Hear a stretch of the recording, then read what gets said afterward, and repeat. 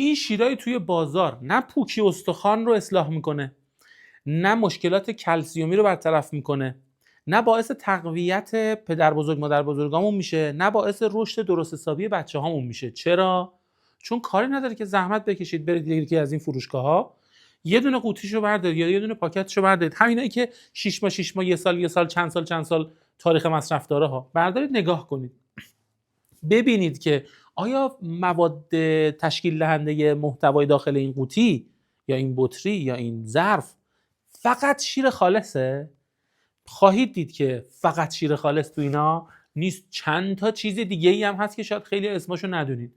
یکی از آرزه هایی که همون چیزایی که اسمشو نمیدونیم توی اون شیر ایجاد میکنه سرطانزایی است. یه ماده است به نام نیترات که به عنوان ماده نگهدارنده تو همه مواد غذایی استفاده میکنن، من جمله حالا شیر، که اگر توی این مواد غذایی نباشه که اصلا نمیمونه توی همین شیره. بعد تازه خود این شیره اکثرا خیلی ارتباطی با گاو نداره، چون از شیر خشک خیلیاش داره فراوری میشه و اینطوریه که ته کار چیزی گیره طرف از مصرف این شیر نمیاد الا عوارضی که مصرف اون مواد نگهدارنده داره. اصلا کلا تا جایی که میتونید مواد غذایی نگهدارنده دار، تاریخ مصرف‌های طولانی، 1 ماه 2 ماه 6 ماه 1 سال 2 آقا شیر رو شما از گاو بگیر ببینم چند روز میتونی توی یخچالت نگهداری کنی. تو ایدئال ترین حالت ممکن 1 هفته، خیلی دیگه هنر بکنی 10 روز. چجوریه که 6 ماه میمونه؟ چجوریه که 2 سال میمونه؟ به خاطر مواد نگهدارنده‌ای که هست و اون فراوری هایی که دیگه شیر رو هم از لحاظ طبیعت و مزاج، هم از لحاظ افعال و خواص و اثرگذاریش از مدار خارج میکنه. خب چیکار کنیم؟ خب عجله داریم. میگم از بس سبک زندگی ها عجله داریم، زود باشیم، میخوایم به یه کاری برسیم، اینطوری شده که داریم از بدنمون توان 1000 میکشیم، ولی آنچه که بهش میدیم به عنوان تغذیه، به عنوان بنزین، به عنوان سوخت، یه چیزی کم ارزش، کم کیفیت، فقط داریم ازش کار میکشیم. برای همین خروجی ها شده شبیه ماشینی که خیلی ازش کار میکشی ولی نه روغنش و نه بنزینش و نه فیلترش و اصلا به هیچ چیز توجه نمیکنی. و اینطوری میشود که آدم‌هایی که الان تو جامعه دور میزنی میبینی که 30 سالشه، قیافش، اعصابش، رفتارش، استخونش، گوارشش شبیه 80 ساله هاست. پس مطلقاً تا جایی که میتونید از مواد غذایی کارخونه‌ای خاص شیر استفاده نکنید. یک سم مطلق است که مخصوصاً ترکیبش میکنن با کیک. صبح ناشتا مادرها وقت ندارن، حال ندارن، انرژی ندارن صبحونه فراهم بکنن و چقدر در آینده چوب همین وقت نداشتن هاشون رو میخورن. چرا؟ چون همین بچه میشه وبال گردنشون با این سمومی که تحت عنوان صبحونه و ناشتایی میدن بچه‌ها میخورن. میان میرن مغازه یا فروشگاه شیر و کیک میخرن که هر دو مواد نگهدارن. اون کیک هم چه جوریه 6 ماه 1 سال میمونه؟ خب معلومه که کیک اگر بدون مواد نگهدارنده باشه نمیمونه که 6 ماه 1 سال. حالا اینا رو با هم ترکیب میکنن میرن به یه بچه‌ای که لحاظ قوای بدنی طبیعتاً ضعیف‌تره و اون میخوره. 1 روز هم که نیست، 2 روز هم نیست، روزها و ماهها و سالها این تکرار میشه. خروجیش میشه یه بچه ضعیف، کم حوصله، کم حافظه، کم هوشه. و خود حدیث مفصل بخوان از این مجمل خودمون رو نجات بدیم، بریم به سمت طبیعی خوردن ها. آقا شیر اتفاقا اگر شیر درست باشه، اگر لبن خالص باشه، بنا به آیه 66 سوره نحل، اگر لبن خالص باشه سائغا للشاربینه، یعنی گواراست.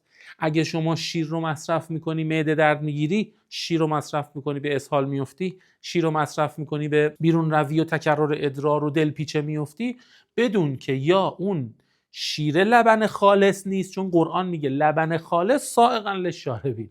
اگه لبن خالص، شیر خالص بود، اتوماتیکوار اتفاقا مشکلات گوارشی رو باید اصلاح کنه. پس یا اون شیر نیست که غالبا همینه، یا دستگاه گوارش تو نمیتونه از پس اون شیر سالم و خالص بر بیاد که اینم هست.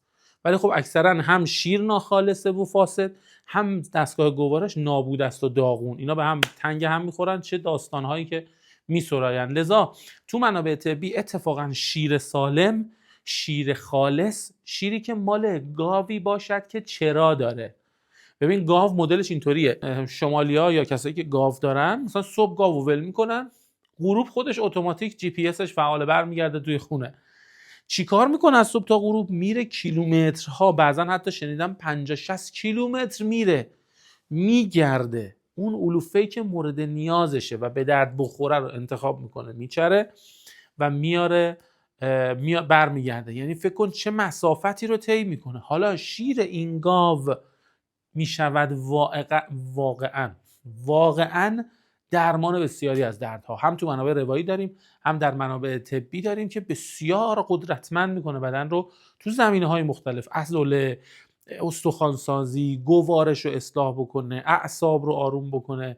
بعد اصلا یه اتفاقات عجیب و غریبی رو تو فرایند باروری و اصلاح ناباروری به وجود میاره شیر، اگر واقعا شیر خالص باشه. لذا بریم به سمت شیر طبیعی، شیری که واقعا حداقل بدونیم یه گاوی گرفته شده. حالا بله الان همین دامداری ها و همین، یه خود ناامیدتون بکنم، این دامداری هایی که الان در شهرها وجود داره، خب باز اینا هم خیلی نمیشه بهش، باز اینا خیلی بهتر از شیرهای پاکتی ها، اینا به مراتب باز بهتر از شیرهای پاکتی، ولی میخوام بگم اینا هم اون حد اعلای شیری که خاصیت های اعلایی داره نیست. چون این گاو ماده ای که الان به قول معروف تازه بارشو گذاشته زمین و زایمان کرده، شیری که داره حق این گوساله هست، ولی عموما اینطوریه که حق این گوساله رو بهش نمیدن. گوساله رو هم مادر جدا میکنن، اون شیر رو میدوشن میدن به ما و این گوساله شیر خشک میخوره.